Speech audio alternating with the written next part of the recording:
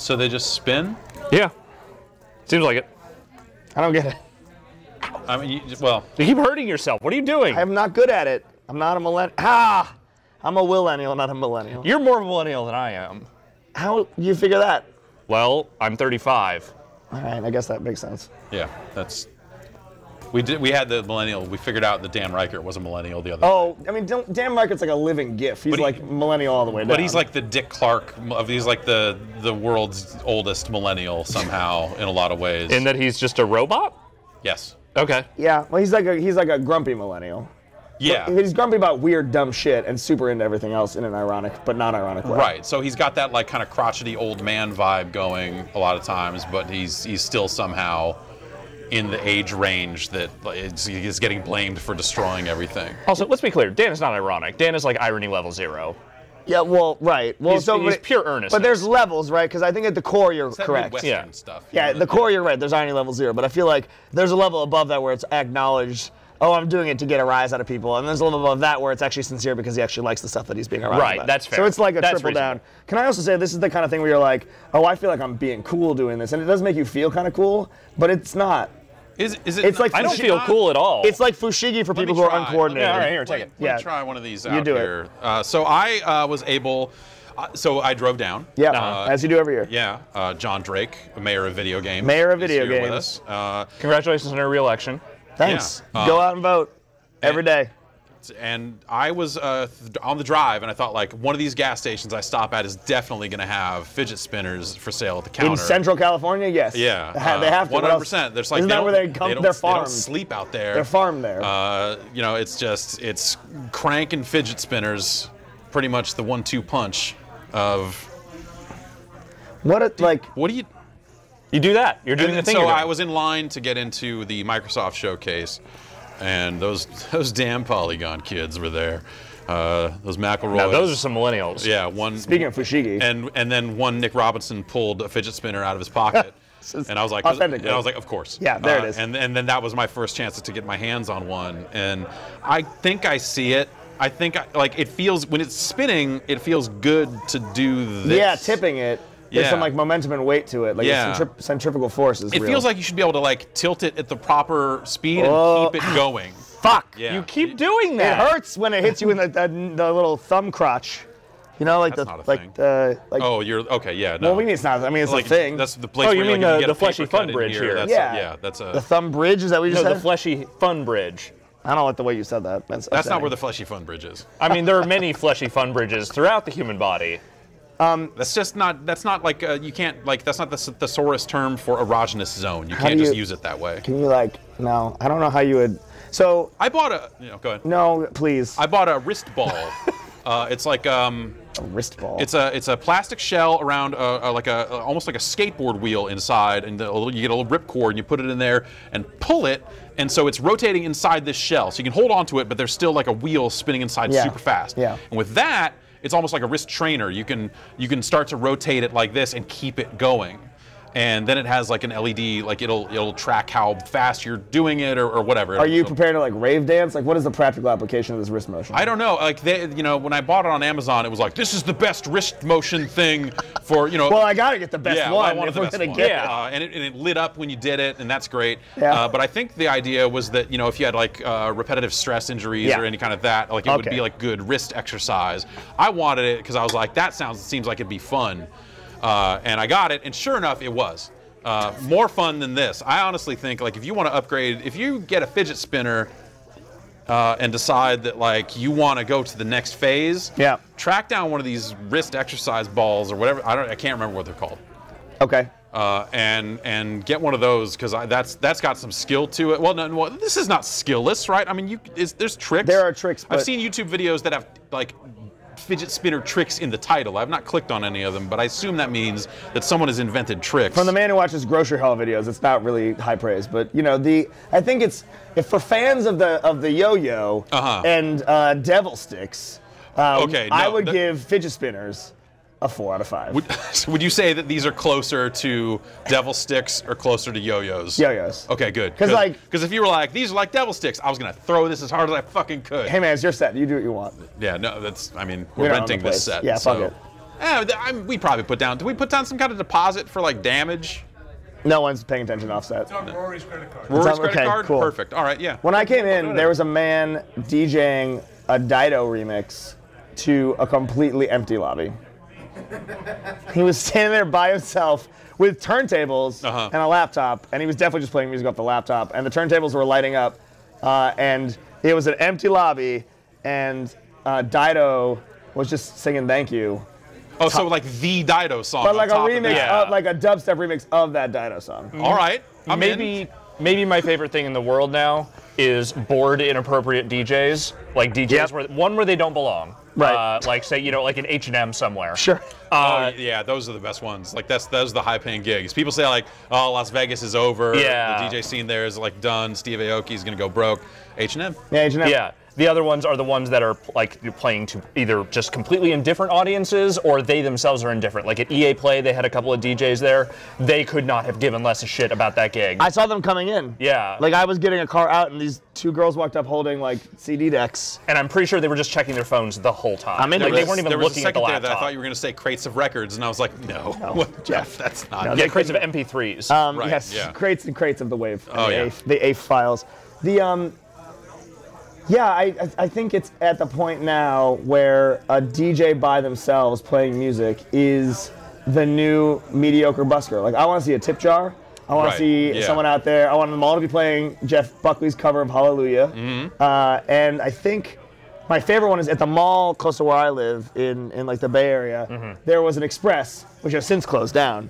And they would set up a DJ like in their store. He's like, oh, they're gonna entertain, they're gonna blast those sweet, sweet fat beats. Of course. Bring the people in from the aisle there into their store to buy. Like people with the hot dog on a stick and go like, fucking, what are we doing here? Do you hear those bass lines? I want to get in there. Yeah. Yeah. So, but instead they set the guy up at the front of the store, and when I say front, I mean like on the demilitarized zone between Express and the regular mall. Right. Aimed at a Lego store. And Lego store. Like the biggest PA I have seen at like a non-concert venue, and it was cranked, and he was just blasting like weird 2000s pop rap. Okay. Like Akon. Oh. Just Akon, like real loud, with like guest spots on it. And like radio edits. Yeah, radio edits. Ooh. And people walking by were like, yeah. And I was like, I gotta move. This place is not No, doing it. that's welcome to the Bay Area. That's yay. Yeah, that's the yay area. That seems somehow appropriate. And that was in E3. too many ways. Yeah. And that was E3. There you go. Yeah. So, like, what do you think about the show this year? You know, it's like this whole open to the public thing. We've had a lot of people with a lot of like very specific complaints and stuff that almost seems, I don't know, like cranky in a way that feels wrong. Like I have my problems with it, but I still kind of see why like the public has to be here if you're going to keep doing this show. Like as the mayor of video games, what have your constituents been telling you? You know, I want everyone to feel represented. I think so I have two thoughts. All right. I have one thought. I have three thoughts. I have one thought, one comment, and then one anecdote. Okay, I'll take it in that order. Okay. Okay. The thought is whatever. Yeah. Like whatever. It was fine. I went to the floor a couple times. So I don't work E3. We've talked about this before. I don't work E3. I work shadow E3. Right. I'm in meeting rooms. Right. You're part of the deep E3. I'm part of the deep state of video games. Deep state mayor. Yeah. So I went over once or twice. We had a couple meetings on like the second floor of the convention center. But and I went to our booth, which will come back in the anecdote. But whatever. Like people seem to be having a good time.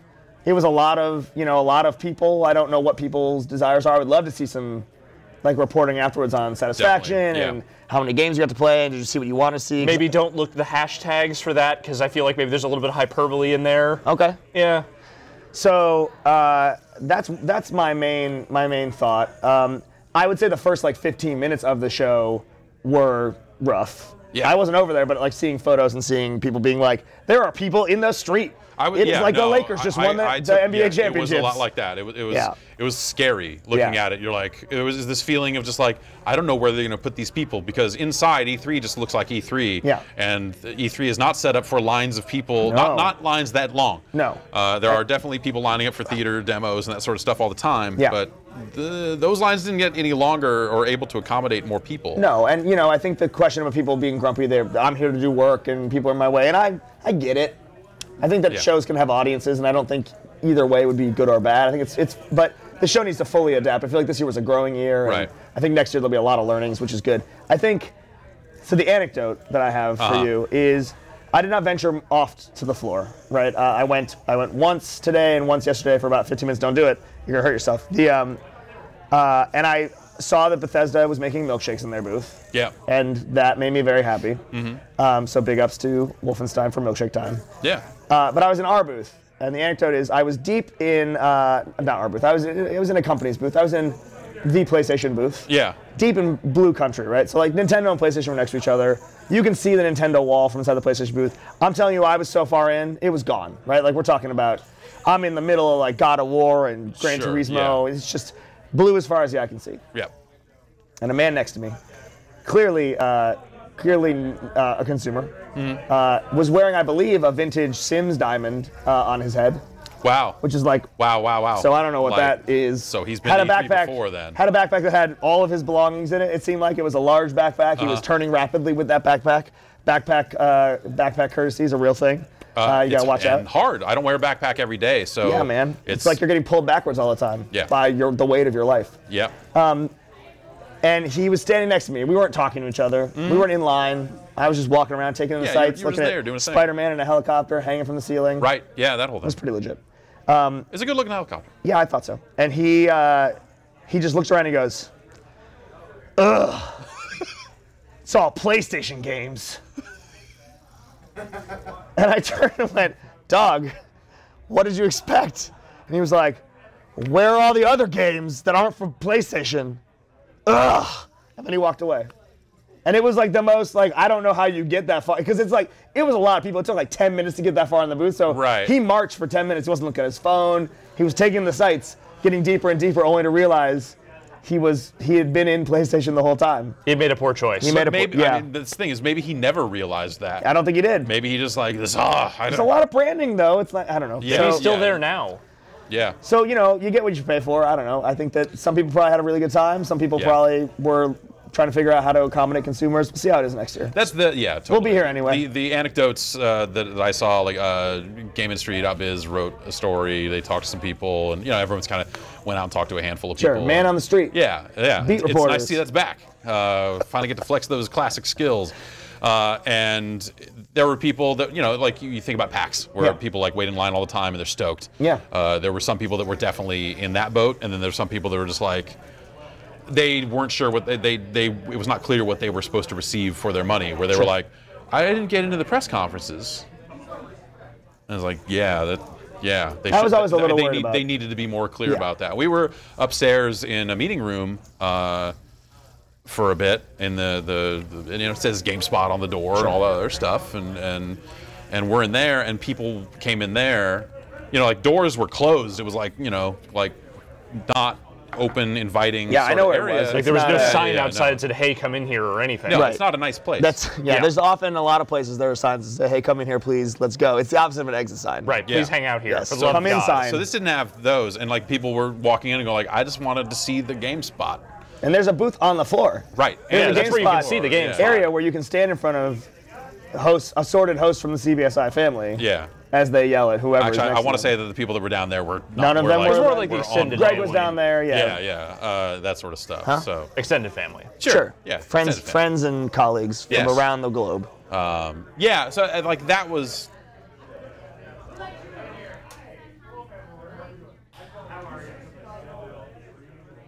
You guys okay over there? Yeah, we're good. All right. I'm good. That was interesting for me. Like it was. You want to spin for a bit? You okay? No, I'm okay. All right. Can I try to double spin? Yeah, go for it. Don't hurt yourself. Don't use your face. Okay. Well, you're gonna be tempted to use your face. How do I? Is it just? I think you gotta get a. Can you flick?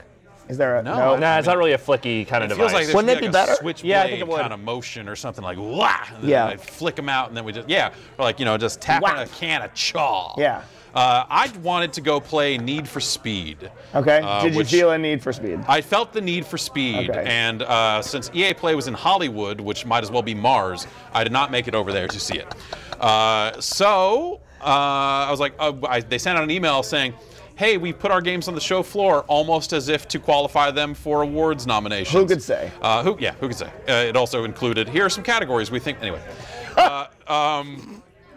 And so in there was the information. Yeah. Need for Speed is in the Microsoft booth. So I'm like, great.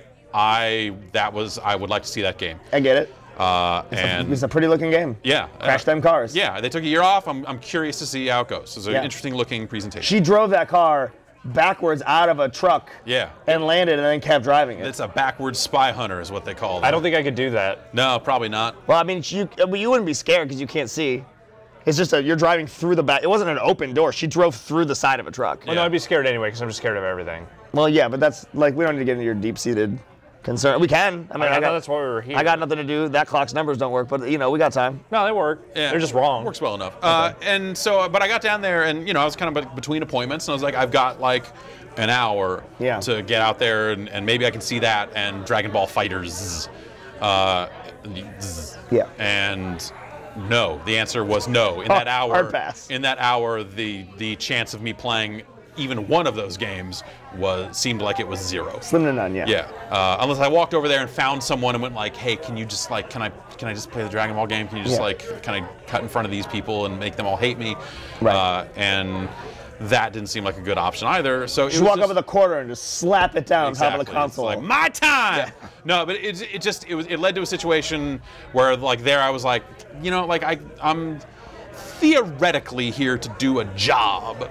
And like it was good hard. Emphasis there. It was difficult in that moment to do the job, and I left the show less informed than I would have liked to have because of that, and so that's my moment of just like the show could be better. But at the same time, I'm like, no, I mean, like, if you don't invite the public to the show, it's just going to stop happening at some point. Like, it has to evolve, it has to change, and they will figure it out. It's too important, show too big to fail, all that other stuff. If I've learned nothing from this E3, is that I don't think it's ever going to stop happening because it feels like it's been going for literally 70, 80 days at this point. Yeah. I've been here for a full week. Yeah, same here. And it's so long. I mean, I got here Friday. It's Gamescom now. We're just back at Gamescom. Yeah. You don't go to Gamescom. I don't go to Gamescom. I mean, there's less smoke. You went to Gamescom. I was at Gamescom with you. It was rough. It was 12-hour days. I've seen a lot of people comparing E3, like the way E3 felt to Gamescom. But Kölnmesse in Cologne is like the third largest venue on the globe. Right. There's like a place in China, I think, and maybe a place in the Middle East that's bigger. But I'm really glad I brought these from the swag table at the party I was at. They don't work good. Yeah, no, they're not. Well, so I feel like I should be able to go zzz and get them going. When was the last time you were at Gamescom?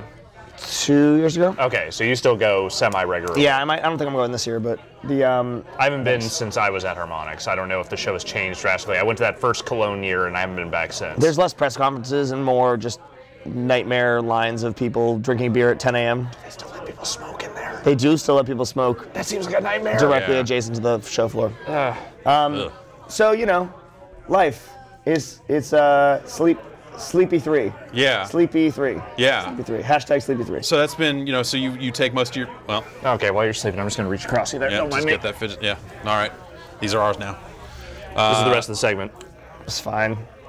So quality video game entertainment. You've been doing a lot of meetings off the floor and stuff like that. I I imagine that at that point it's pretty similar to previous years then. Let me tell you about the biggest change this year at E3. Are you ready for the highest high I've ever felt at E3 and the lowest low I've ever felt at E3, all in 24 hours? Yeah, no, let's get into it. 3 o'clock. Okay, so Sony has an area in a major hotel down here where they have meeting rooms and things like that. And there's a staff lounge where they have, sodas and waters and stuff so people can chill. In the morning, they serve a little bit of breakfast and serve a little bit of lunch. There's no evening stuff. It shuts down at whatever, 6 o'clock. Right, yeah. So we go in and this is not the exciting part. In the morning, there was a smoothie bar. They had a bunch of fruit, a little bit of almond milk. They're like, hey, we'll make you guys smoothies. What do you want? We're gonna get you some hearty breakfast. Not that people are hungover and need, that liquid punch. No, of course not. Did you just walk up and be like, I want a full blender full of peanut butter? That's it. Just give it to me. Yeah. Mix it up in my mouth. So that happened. I'm like, cool. I go to some meetings. I come back. They're breaking that down. For the first time I've ever seen it, at about 3 in the afternoon, after lunch is served. Yeah. That area of the room, this lady starts putting down bowls. She puts down a bowl of M&Ms. Okay. She puts down a bowl of Oreos. Yeah. She puts down a bowl of sprinkles and a bowl of maraschino cherries. I like where this is going. And I was like, oh shit. It's 2:52 at this point. Yeah, yeah. Oh shit, is this gonna be an ice cream sundae station? Are we gonna get the good ice cream times? Yeah. And I had a meeting at 3 o'clock, and I swear to God, this woman, God bless her heart, she was making the best ice cream sundae station she could. But she was slow playing this setup, and I was like, I got a meeting in 8 minutes. Please bring out the ice cream. You have every. Then she brought out this big bucket. I was like, it's the ice cream, and she turned it down, took the lid off, and it was tiny bowl cones, like tiny waffle bowls. Yeah. And I was like, that's also great, but now I have a minute. It's time. She brought the ice cream as my guest arrived for the meeting I was going to, and I told him to wait, stop, stay there. Yeah. I went and got ice cream without him, brought it to the meeting. That's the highest I've ever felt in my entire life. So you didn't offer the guests any of the Not my ice problem. Cream? Okay, yeah. No, problem. They can find their own ice cream. I'm not. Look, the hospitality starts and stops with us taking the time. If the deal closes, then maybe there'll be ice cream. Yeah, yeah, exactly. Yeah. Hey, what are you bringing? At the end of the meeting, we'll see if you get ice cream. Yeah. Let's start with the expectation you get nothing. That's good. That's a power move. I like. Always start with nothing and work your way from there. So that was the highest I've ever felt. 24 hours later, today, it's hot today. It's like in the 90s today. Yeah, it was rough. I was wearing a collared shirt like an adult. I took it off for this because, Because you're a fun adult. Yeah, I'm a good time Charlie. And I walked in at 2:53, and I was like so hyped because at the end of the ice cream saga, a coworker of mine, Brad, said, yeah, did you get some ice cream? I said, hell yeah, I got some ice cream. I destroyed this ice cream bowl. And he said, did you know I beat you at ice cream? And I said, well, I don't think it's a contact sport, but please explain to me how you win ice cream. And he said, please sit down and listen, stay seated. They still had the blenders from Smoothie Time, and he had them make him a fucking milkshake. So he walked in with a milkshake from Bethesda, had this lady make him another milkshake, and then drank 2 milkshakes. And I was like, next day, I was like, I gotta get some milkshakes. Yeah. It's time. Yeah. I gotta take this to the next level. We're going all the way to Milkshakeville. And I walked in, and there was just a barren table with no tablecloth on it. And I said, are we having ice cream? And she said, the ice cream is over. There is no ice cream. And I said, why are we even doing E3 then? Because if there's no ice cream, there's no fun. If there's no fun, there's no games. And that was the best and worst I've ever felt. That's dramatic. I'm going to go out on a limb and say here that is not the highest you've ever been. Oh, yeah, Because I followed you on Twitter after your surgery. Yeah, I'm... that was a journey. League of Heels injury injured your heel. My real Achilles League of Achilles heels injury. Yeah, I had Achilles heel surgery in late March, early April. Yeah, everyone in that room better shut the fuck up. It's stories this in is here. real. Keep it down, goddammit, whatever camera. I had surgery, so I had some recovery time, and they gave me oxycodone, which is a hell of a drug. Yeah. And I got real nice. I got real friendly to people. Me and my cat had a lot of time on the couch. That sounds great. My cat got real mean. I watched WrestleMania. My cat just sat in front of me, staring at me. I shit you not, for like 2 hours. Like the cat. That's the cat's telling you need to get off. Like, this why shit. are you watching WrestleMania? This what are you is ruining doing? your life. You paid for this. I was like, no, free trial. Do you love the monkey or do you love me? I love. Get off these pills. Okay, so I took the pills, and the most American I've ever felt in the history of America. Was like I've seen fireworks on the 4th of July. I've gone to Washington, D.C. and been to the Capitol. Yeah. You know where I feel most American? I was riding a knee scooter with my taped up heel behind me on a double dose of oxycodone because I had some pain.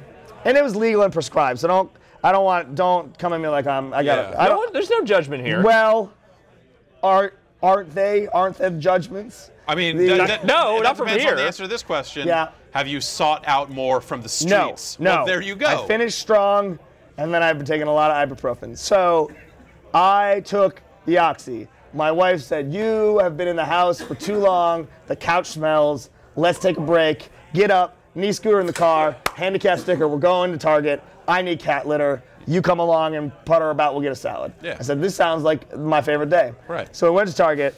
Going down the aisle. The thing about Target is they wax those floors. They do. Oh boy, do they! Nice. And there is no friction. It's a zero friction environment. It's like I see kids like stealing bikes from the Target and just riding around the Target, and they're just like sliding out. You can't stop them. No, you cannot. And so there's an episode of Magic School Bus where they went to a world without friction and they all just bounced into each other. And I felt like Miss Frizzle on her best day. Oh, that sounds so great. we went down the aisle, and there's soda on the left, and there's sporting goods at the end, and there's cat accoutrement on the right. And my wife goes, "We're turning here." Pushing the cart, and I'm behind her because it's I'm slow, right? Yeah, and I'm enjoying like the fluorescent joy of you're savoring it. A 9 p.m. Target run. The out of doors. It's first time I left the house since I had surgery, And she turned, and I did not. I went on to morning. I kept going. Yeah, no. And I turned later, and I banked down a hallway, and I was free. I felt like I was free, and I was on a scooter on my knee, and people were looking, and I didn't care. I felt like there was no one who could stop me. No. And I drove into the child's apparel section, and I wedged my cart back and forth, and I looked at this wall of Teenage Mutant Ninja Turtle shirts, and I said, yes, this is America. And then I heard my name, and I thought, oh my God, I'm being called. And then I realized my wife was paging me at Target and trying to get my attention. So like paging you. Like I left. Like you were just she turned, and I was just fucking high out of my mind. Yeah. Gone in the middle of Ninja a Turtle nightmare. shirts. Did you buy it? Like size like T to 8 or whatever. Like I don't know. Yeah. They have letters and numbers. It's like they're trying to trick Doesn't even make parents. sense. Yeah. Just keep buying the clothes. Ninja Turtles are everywhere in that store. It's weird, right? Target. Yeah. They're very popular. They are. So that's Casey Jones. Casey Jones is the hockey time. Hockey man. He's the hockey time Rock City man. and Bebop. That's the animal guys. Yes. Yeah, that's, I heard they were on Good and Evil too. They were they were cut. They were in the side there. That's a topical games reference for you about anthropomorphic animals. Good stuff. Ow. So careful. No, so that's my most American moment, and I was on drugs, and now I'm not on them. Yeah. And my ankle hurts, and my feet hurt, and I shouldn't do E3. But you're here. Well, it's done. I am here, You did and it. it's done. You made it. We did it. Geo. Oh, poor Geo. I just delivered Chinese food to Geo's door. Yeah. Like a foodler man, a good foodler boy. Yeah. No, I don't know. I don't know if we want to get into the specifics of it. Let's do it. But Geo's. He's been tweeting about it. public about It's it. not Yeah, secret. yeah. It is #Kidney3. Yeah, right. Of course. Geo is Originally scheduled To be on this to segment. be here with yes. us. Where my butt is. Geo shook. Geo couldn't do it. Geo couldn't Yeah. take the heat emanating from the Video James character. It's a soft G that's coming here correct on this couch. That's right. The mayor. Yeah, the mayor of video games. So Geo Corsi, senior director of third-party production and developer relations at Sony Interactive Entertainment America. I've heard of it. Good friend of mine, aka the hockey jersey Shenmue man. He gets recurring kidney stones, not sporadically. It's a great time to get a kidney stone during Anytime, but also during the especially. marathon that is E3 this year. Yeah. So he's been trying to go through it today. He took some time in the hospital because he thought he wasn't. I think a little like when I had the ankle surgery. This thing where people are like, "What are you okay? Right. What can you do?" And you're like, "Look, I don't have a terminal illness. Right. I'm not having will be heart surgery. fine. You have a This fairly is- treatable injury. This Yeah. is massively inconvenient and it sucks, and I appreciate the concern, but I just got to work this out. It'll be fine. We're all gonna be Right. okay. Yeah, it's okay. Yeah. So that was the situation. It sounds like, having talked to #Kidney3 board member Geo Corsi, is that he will be okay. But send your wishes to @GeoCorsi, GIOCORSI. Yeah. On the Hashtag Twitters. building the list. #building the list.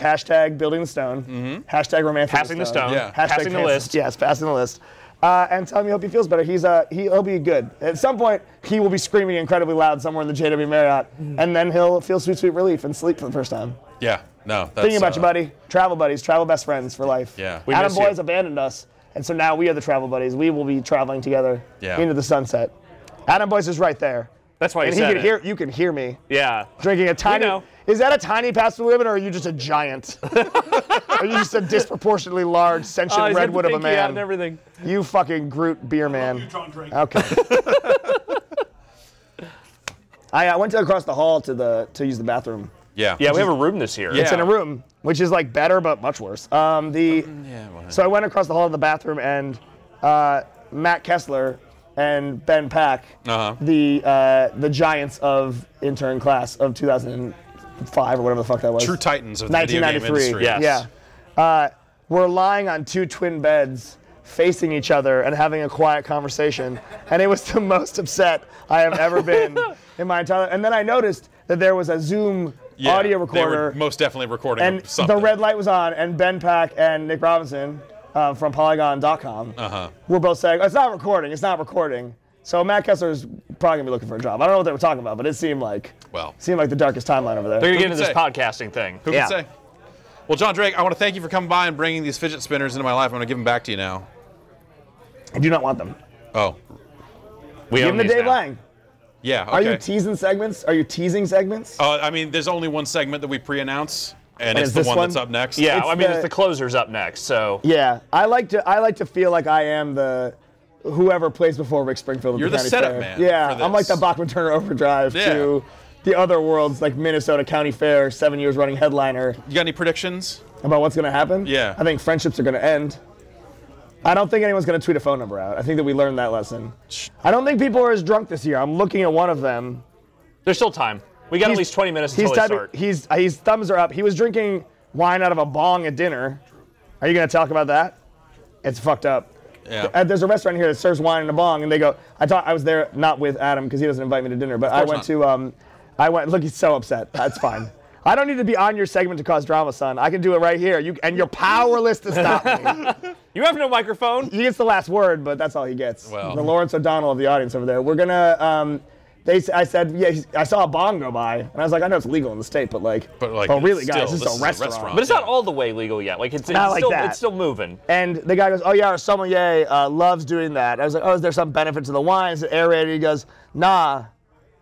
It's purely a stylistic It's just choice. because he can serve wine in a bong. And I was like, that's a really dumb. That was dumb. Yeah. But the food, the risotto. Have a story behind it. Did they at least let you smoke weed with like the wine, the bong water, like that with that? Wine rips. I don't know. Yeah. I don't know. I also don't know what happened if you did that with wine in there, but who could say? It would probably make the wine taste bad. I don't know. It'd probably make the whole thing be bad. Well. I'm not a drug paraphernalia user. Yeah. But I will ride a scooter into the bright sunshine. And I know you tried to wrap the segment up, and I went on for another 4 minutes. So here we are. Here we are. I'll hand it back to you. All right. Throw it to the nightmare. We are going to take a break, and the night is going to continue on. I'm going to keep practicing with this fidget spinner. Well, let's go watch some trick videos and see if we can figure some stuff out. We'll be back soon.